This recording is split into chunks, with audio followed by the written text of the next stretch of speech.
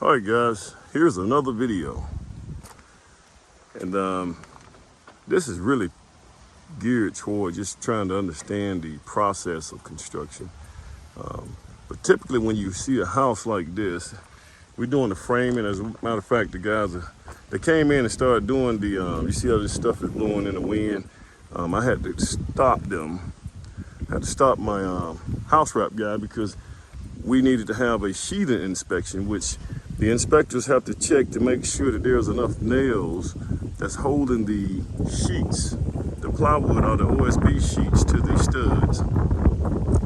And the typical code says that it needs to be on the edges of the board.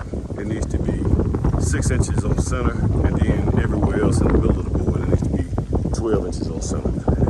But what I want to discuss here today is when you see this part of the construction, man, I mean, the homeowners, when they see this part right here, they're gonna get excited because it goes up really, really fast. You know, this house is being framed up. You see this stuff right here. I mean, it's going up. The subs got it going up, and they over here, and we got it framed. Got a lot of lumber we got to take back. But that framing, it goes up really, really quick. And you typically you want to see your guys out here every day on your well, when there's good weather. You know, there's good weather. You want to see them out here every day until we get this thing done, until we get it framed up. Now, some things they're gonna miss. There's a couple of things that they missed on the inside that, you know, it's gonna get corrected. But you know, they can come back out after all the roughs, the mechanical, plumbing, and electrical roughs. Well, I try to do it before the electrical roughs get in, because another electrical guy, they run their wires everywhere. So typically what you want to do, you want to get all that stuff taken care of after they come back, all right? Because there's a lot of little structural items that needs to be taken care of as well. But when you see a house in this phase right here, it moves extremely fast. Things are moving fast, and you know, homeowners just get excited. And I get it, man. You got a lot of, you know, some of the homeowners have to, got a beam that goes right here. Some of the homeowners, you know, I have homeowners that come out here every day and look at it, you know, because of the excitement of them getting ready to move into their new home.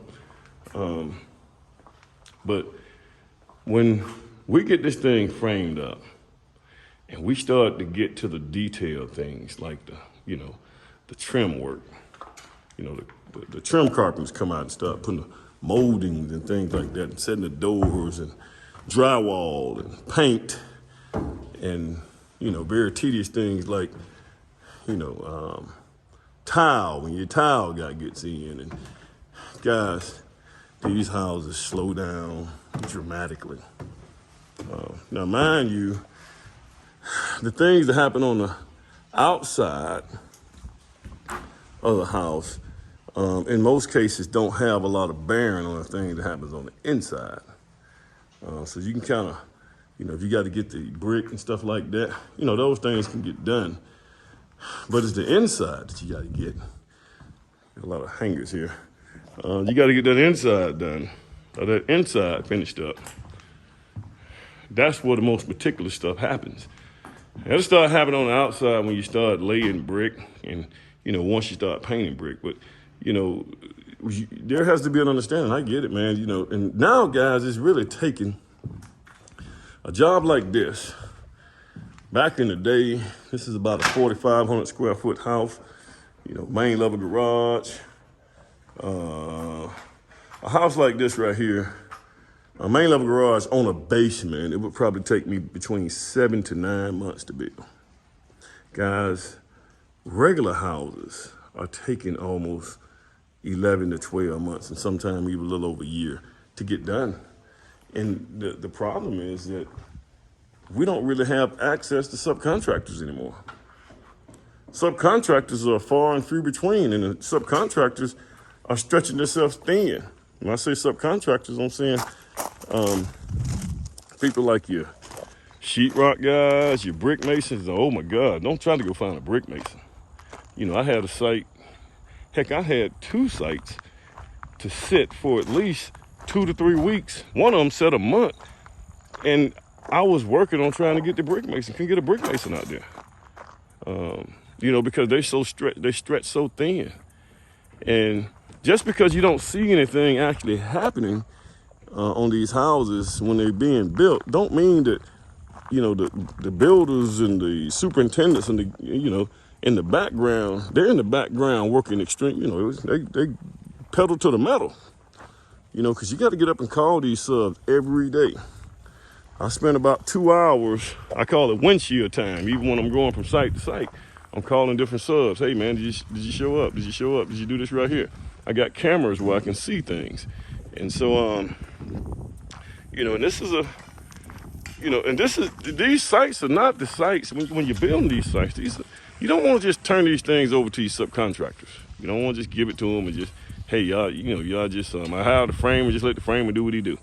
No, don't do that, guys. You better be checking behind that frame, and you better be checking with the code, because you'll be out here all day long. And you need to have preventive. You need to be working on preventive items to make sure the subcontractors don't get too far gone, to where you have to tear stuff out and do it again. You know, and it takes a lot of time, man. You know, especially when you supervise these sites, you gotta look at, you know, most builders, they want to get in and out and get done too. They don't, you know. We lose actually the most value when it takes me longer to build.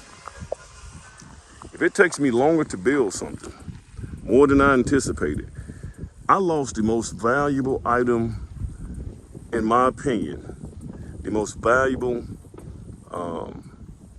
resource that I can possibly get and I can possibly have, and that's my time. You know, my time is gone. If it takes me longer, that means I'm losing money, because I can actually be out doing another job.